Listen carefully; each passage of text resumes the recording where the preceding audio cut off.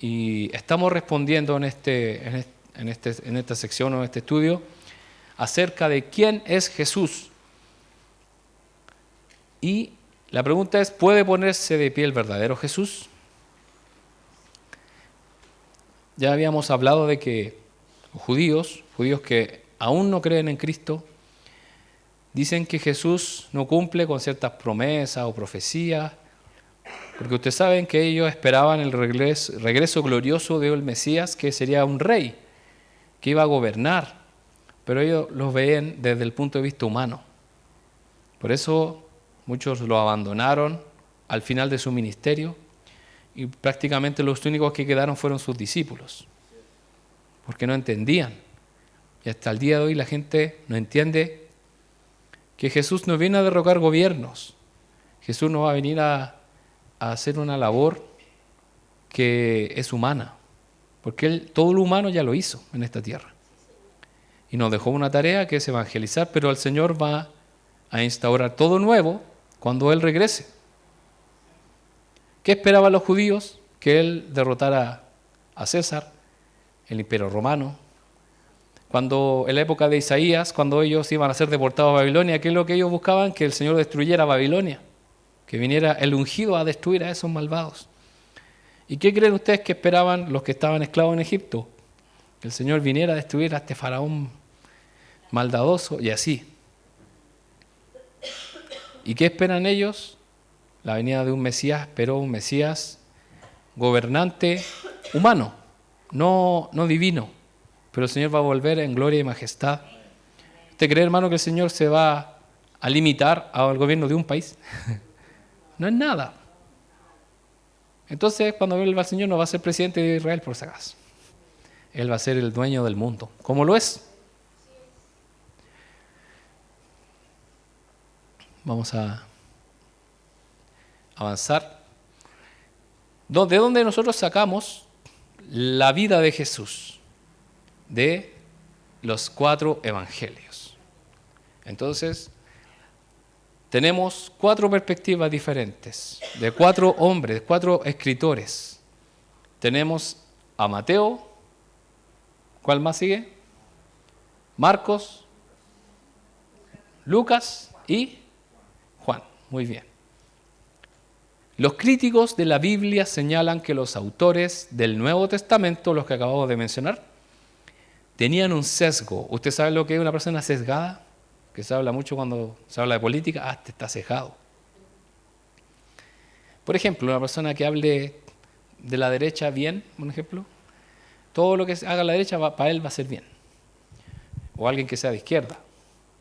Siempre todo lo que hagan los de la izquierda va a estar bueno para esa persona. Entonces tiene un sesgo, que se llama sesgo político.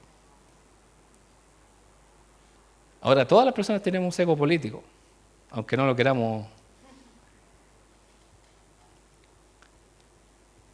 Porque, bueno, yo en mi época de estudiante había algo que se llamaba el centro de alumnos.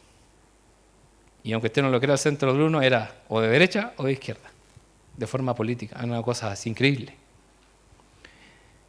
Entonces, ya había compañeros que decían, no me gusta este centro de alumnos que se está postulando porque son comunistas.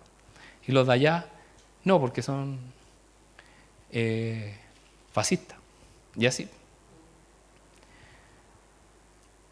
Hasta que conversé con un amigo, con un compañero que era amigo mío, y él dijo, yo no tengo preferencia. Yo le dije, estoy seguro que sí. Y empecé a dialogar con él, a bla, bla, bla, bla. Y resulta que era inclinado, obviamente, hacia la izquierda. Entonces, pues, obviamente, ¿para dónde iba la pregunta? Para mí.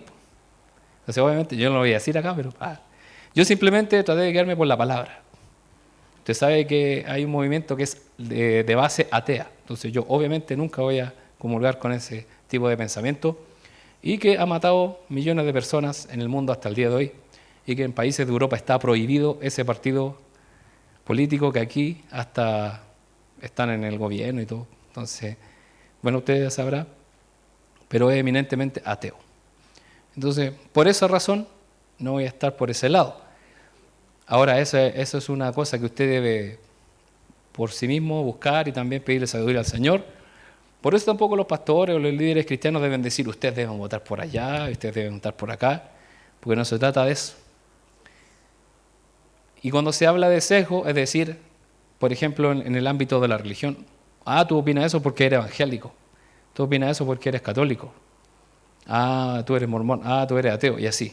El sesgo es como predisponerse a una opinión. Es como, por ejemplo, usted está realmente viendo televisión y aparece un personaje que a usted no le agrada. Las otras personas saben su reacción, ¿cierto? Entonces es como un sesgo. También ha pasado que personas que, oye, a mí me caía mal este famoso, pero después un día lo conocí en persona y fue súper amable. ¿Y qué pasó? ¿Les cambió? Ya, por ejemplo, el pastor Wilfredo Villa fue a República Dominicana, llegó al aeropuerto, lo fuimos a buscar, y justamente antes que él entró Lucho Jara. Salió Lucho Jara. Yo pensé que era mi papá, no era. Casi. Bueno, miden casi lo mismo, era casi lo mismo. Luis Jara. Y sabe que la mayoría de la gente como que no lo pescó. Pero algunas personas lo saludaron y él sí paró a saludar a las personas que lo saludaron. Se detuvo. Él pudo haber pasado, no estaba ni ahí, como lo hacen generalmente los famosos. Pero sabe, él en redes sociales tiene una visión que es el loco más grande del mundo, ¿cierto? Que si él se tirara de su ego moriría porque está muy alto. Pero sabe, hermano, fuera de todo eso, a mí me pareció una persona bastante agradable para haber hecho eso. Y así tantas cosas. Por ejemplo, algunos que hacen beneficencia. Usted sabe que ahora en la Teletón, usted sabe, viene una rubia que a mucha gente le caía mal. ¿Cómo se llama? La Paris Hilton. Pero ahora a la gente le cayó bien. ¿Por qué? ¿Qué hizo? Vino a dar plata. Y estuvo con los niños de la Teletón. Entonces, ahora, independiente de por qué motivación lo haga, aunque yo tengo entendido que lo hace siempre en otros países, siempre va a haber un sesgo de decir, no, a pesar de que haga eso me cae mal, o ahora cambió mi opinión, y ese es un sesgo. Entonces, hay críticos que dicen que los discípulos escribieron con un sesgo como buscando que la gente creyera porque obviamente les convenía. Porque perseguían sus propias intenciones. Según estos hombres, la vida relatada en los evangelios no es historia, sino una historia redentora. O sea, diciendo, aquí les presentamos un plan para que ustedes crean en Jesús, pero historia como se pasa en el colegio, historia de Chile, no es. Es como un cuento que inventamos para que ustedes crean en Jesús. Eso es lo que dicen los críticos, la gente que no cree en Dios. Es decir, es una historia para que la gente creyera en Jesús simplemente. Y esto es cierto, pero las intenciones de los autores del Nuevo Testamento no eran ocultas. Y eso aparece ahí en Juan 20:31. Dice, pero estas cosas, dice el mismo apóstol Juan, se escribieron para que ustedes continúen creyendo que Jesús es el Mesías, el Hijo de Dios, y para que al creer en Él tengan vida por el poder de su nombre. Bueno, ahí donde dice, para que ustedes continúen creyendo, también se traduce, o se puede traducir como, para que crean. O sea, los que no creen, crean, y los que ya creen, ¿qué es lo que hagan? Sigan creyendo en el Señor Jesús. Entonces, ¿estos autores ocultaban sus intenciones? No. Claramente ellos, ¿qué es lo que estaban diciendo? Nuestra real intención es que ustedes crean en Jesús. ¿Y qué creen ustedes, hermanos? ¿Eso está bien o está mal?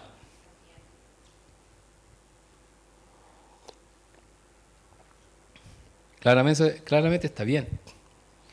Porque cuando una persona es de una línea y es de una idea, ¿qué es lo que espera la gente? Que se mantenga en esa idea. Pero cuando cambia o se da la vuelta, la gente ya no lo mira.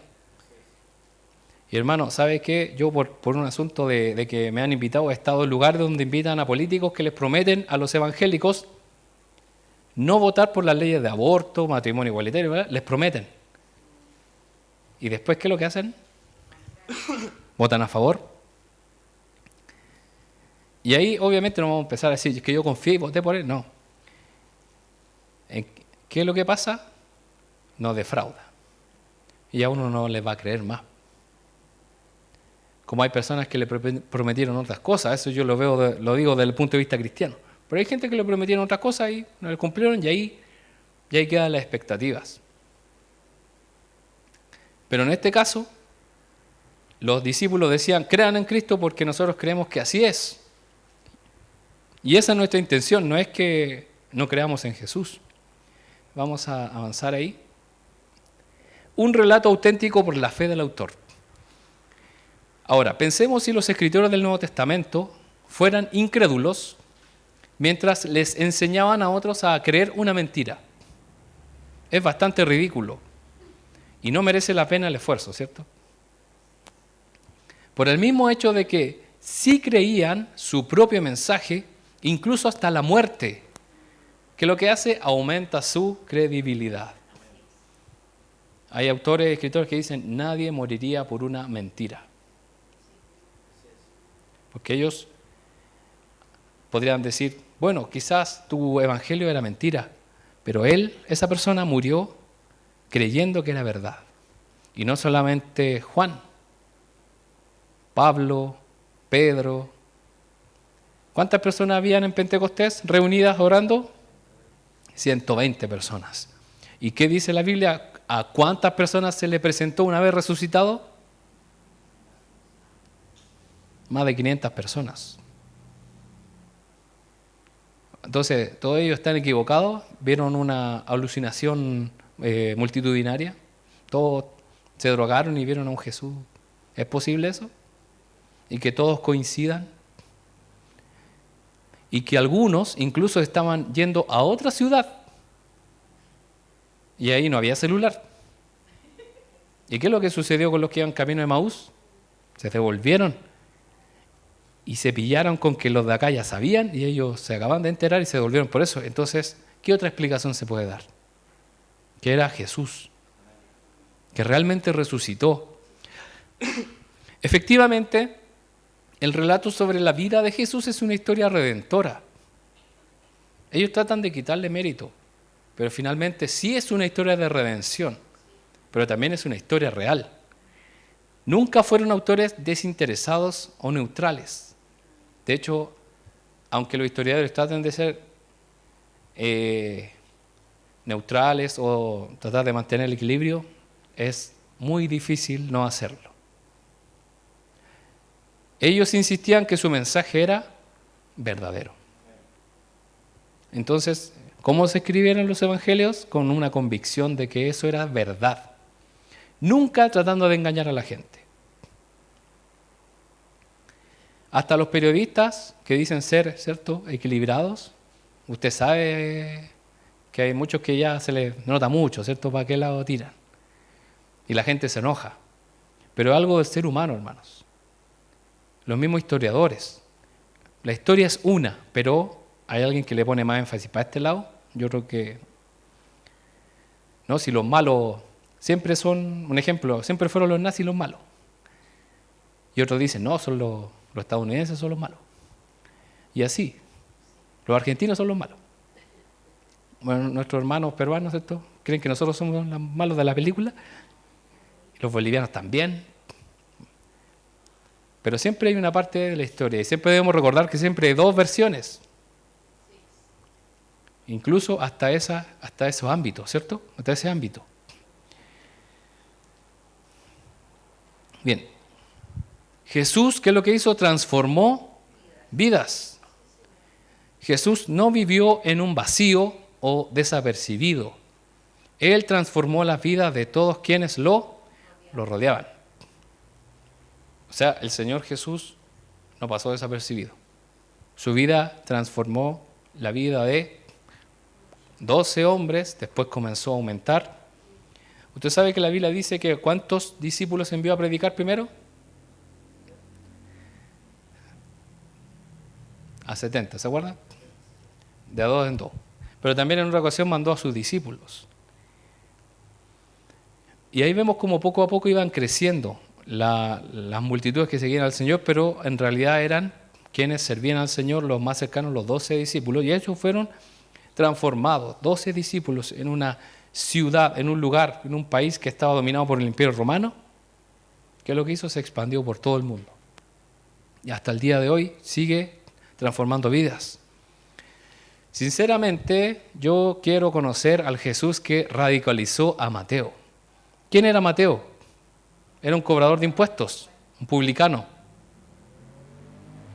una persona que trabaja para el gobierno, un empleado público, que a nadie le cae bien. Pero ¿qué es lo que hizo Dios? Lo transformó y él dejó todo. Usted sabe que esos trabajos son muy buenos. Trabajar para el Estado, ¿o no? Porque tienen regalías y pueden tener muchas cosas. Y usted supo que obviamente en la pandemia ellos mantuvieron su sueldo, así que era genial estar ahí, ¿o no? Y Mateo era un cobrador de impuestos y el Señor lo transformó y él dejó todo. Dice la Biblia, lo dejó. Dejó las mesas. El mesón donde él cobraba, lo dejó. Jesús transformó a Pedro. ¿Se acuerda? Pedro, también un pescador, un hombre también rudo, dueño de otros barcos, de otras barcas. Algunos historiadores dicen que era un microempresario o un empresario ya literalmente. También el Señor Jesús que dio vuelta al revés a Saulo de Tarso en el camino a Damasco. O sea, un perseguidor de la iglesia fue transformado a todo lo contrario, a alguien que predicara el Evangelio. Y hermanos, a través de la historia, ¿cuántos ateos hombres que odiaban a Dios se transformaron en hombres de Dios? Hombres que buscaron hacer la voluntad del Señor. Incluso hasta lo que uno menos piensa. El otro día estaba viendo un video que realmente me dejó impresionado. Hay un hombre que se llama Alice Cooper, que es un rockero bien loco, y el Señor lo transformó. Y ahora él ama al Señor. Y este era un metalero de estos bien satánicos, así bien malo. Y el Señor lo transformó. O sea, de lo más malo el Señor, ¿qué es lo que puede hacer? Y siempre, yo digo, mientras el Señor nos dé vida, el Señor lo puede transformar. Puede transformar para bien. Si estos testigos directos no pueden llevarme al verdadero Jesús, entonces, ¿quién puede hacerlo? Si fue realmente transformadas esas vidas que realmente ellos mismos no lo podían creer. Los discípulos le tenían miedo, los apóstoles le tenían miedo a Pablo porque pensaban que era una trampa. Y ahí es donde Dios, ¿a quién manda? Al Hijo de Consolación, a Bernabé. Como poniéndole la fianza. Ya, yo doy la cara por ti. Ya, yo voy a hablar bien de ti. Me imagino ahí a Pedro, los otros. Ya, pero tú vas a ser responsable si este saca una cuchilla, ¿no? O nos acusa a los sacerdotes. Y él dice, yo me hago responsable. Recuerden que un hombre llamado Ananías fue a orar por él. Y él, ¿qué es lo que quería? Él tampoco quería. No quería ir porque se sabía quién era. Pero él, ¿qué es lo que hizo? Obedeció. Entonces, si estas vidas transformadas no pueden a nosotros darnos cuenta que realmente es un mensaje verdadero, ¿quién puede hacerlo? Si dejamos de lado los evangelios, solo tenemos una última opción.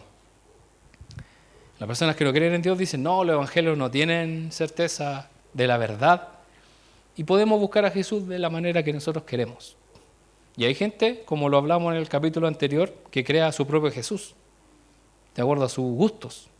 Y ahí es donde sale un Jesús hippie, un Jesús de paz que te permite hacer todo lo que tú quieras y nunca te va a llamar la atención. ¿No es así?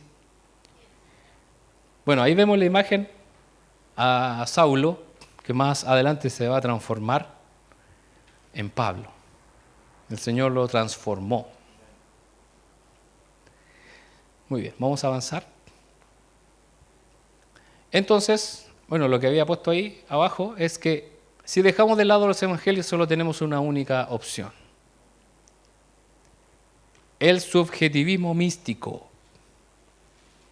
¿Qué es lo que es? Es buscar opiniones de la gente sobre Jesús. Imagínese usted preguntarle a la gente lo que opina de Jesús y ahí comenzar a crear un Jesús que estamos buscando.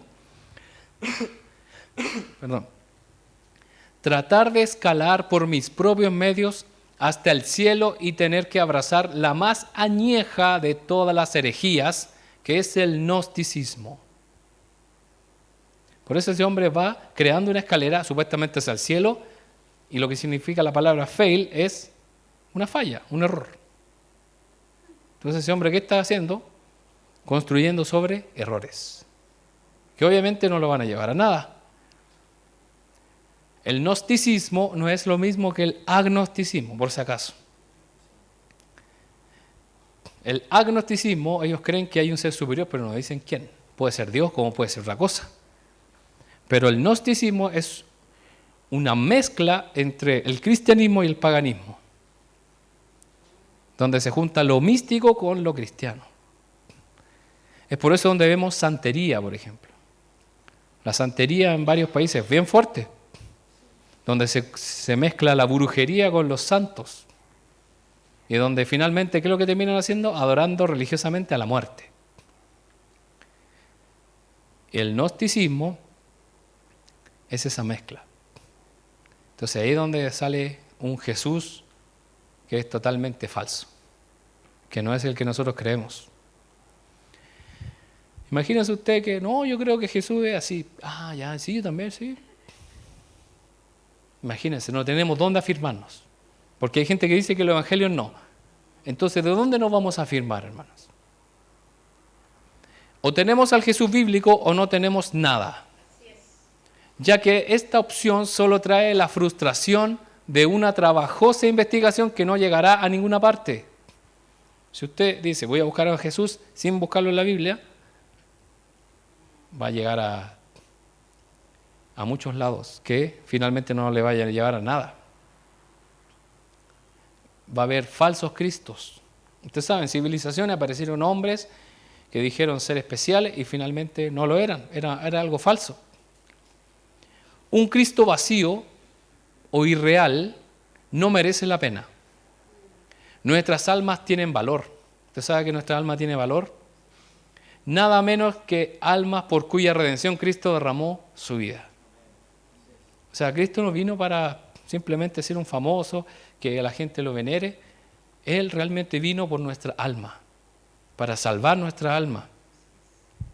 En Marcos 8, 36 al 37 dice: ¿qué beneficio obtienes si ganas el mundo entero, pero pierdes tu propia alma?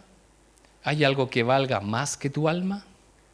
¿Y sabe quién está diciendo esto? Es el mismo Señor Jesucristo. Realmente obtener un título universitario ¿vale más que tu alma? Obtener un trabajo, tener a esa persona, ¿vale la pena tu alma? ¿Sabe, hermano? Porque no hay otra. Y dice la Biblia que cuando nos vayamos de esta tierra, ¿qué es lo que va a hacer con nuestro cuerpo físico? Se va a ir a la tierra. ¿Y qué es lo que va a hacer nuestra alma? Va a ir a Dios. Y el Señor va a decidir para dónde nos va a tirar, para dónde nos va a dejar. Porque dice la Biblia que ahí es donde nosotros vamos a saber. Y el Señor claramente va a permitir entrar al reino a algunos y a otros no. Porque el Señor es justo. Entonces, ¿hay algo que valga más que tu alma? Aquí el Señor Jesús, ¿qué es lo que está diciendo? Tu alma para mí es valiosa. Y por eso yo vine.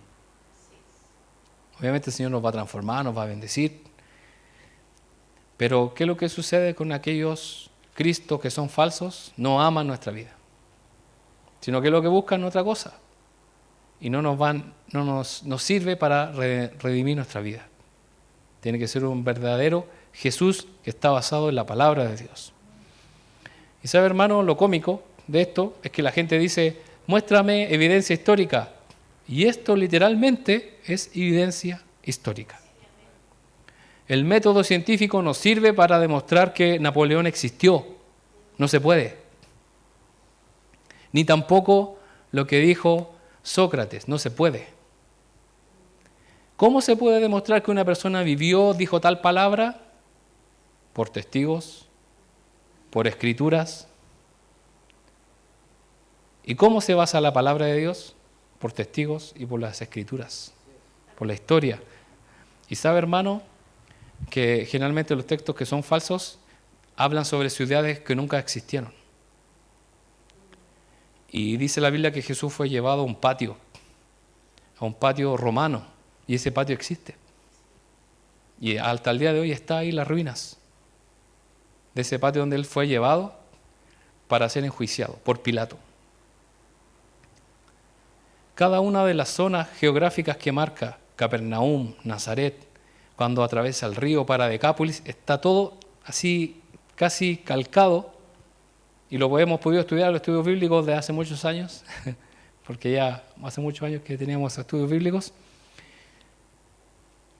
Y hermano, y sabe que cerca de 1900, casi ya comenzando el 1900, unos arqueólogos descubrieron algo que nunca antes se había descubierto en Babilonia, lo que es hoy día Irán, Irak. Los historiadores y los científicos creían que la historia de Jonás era falsa porque es muy fantástica, ¿o no? Es muy fantástica. Y además tenía otro punto que era fantástico, que era la ciudad de Nínive. La ciudad de Nínive no había sido descubierta nunca, hasta esa fecha, donde se descubrió la ciudad de Nínive, que era la antigua capital de Babilonia. Se da cuenta que la palabra de Dios es fiel. Y también, de acuerdo a la ciencia, se ha descubierto que hay distintos animales que son del mar, que es posible que puedan traer una persona por el tamaño que tienen. Y como lo vimos también en un estudio, hubo una persona que sobrevivió no sé cuántos días dentro de un pez. Obviamente no era una ballena, pero era un gran pez. Bien, buscando la imagen real de Jesús. Aparte de los evangelios, no hay más que 3 párrafos de literatura escritos en el siglo I acerca de la persona y obra de Jesús. O sea, aparte de los evangelios, ¿cuánto tenemos? Solamente 3 párrafos. ¿Usted cree que con 3 párrafos vamos a poder saber quién es Jesús? No, y son bien ambiguos. Todos hemos estado expuestos a la idea de Jesús desde niños, aunque haya sido solo por el pesebre en Navidad. Cada persona tiene una idea acerca de Cristo, pero los supuestos que creamos de Jesús debemos llevarlos a los textos. La verdadera cara de Jesús está en la Biblia. El niño Jesús. ¿Fue un niño? ¿Fue un bebé? Sí, pero lo fue. Ya no es. ¿Fue un carpintero? Sí. ¿Fue un maestro en esta tierra? Sí, ya no lo es. ¿Estuvo clavado en una cruz? Pero ya no lo está. Estuvo muerto, pero ha resucitado. ¿Y dónde está ahora el Señor? En gloria, a la diestra del Padre. Ahí está. Entonces hay gente, es el niñito Jesús, ayúdame. O Jesús que está ahí crucificado. Me da tanta pena. Yo he escuchado gente decir, me da tanta pena el Señor. Pero si el Señor ya está en gloria. Aparte la pena no sirve de nada si no cambia su vida. Esto es un punto de suma importancia, ya que el conocimiento y obediencia a lo que Jesús enseña depende de nuestra vida presente y futura. O sea, si yo le obedezco a lo que Jesús enseña, de eso depende mi futuro. ¿Qué es lo que va a suceder con mi vida? ¿Si me va a ir bien o me va a ir mal? Testigos oculares. El relato de los escritores del Nuevo Testamento es de primera fuente. ¿Qué quiere decir? Que ellos lo vieron, lo presenciaron, o se los dijo una persona que lo presenció y lo vio. Esa es la primera fuente. Tenemos 3 evangelios que fueron de primerísima fuente, que es Mateo, Lucas, Mateo y Juan. Mateo y Juan, ahí sí. Solamente Mateo y Juan.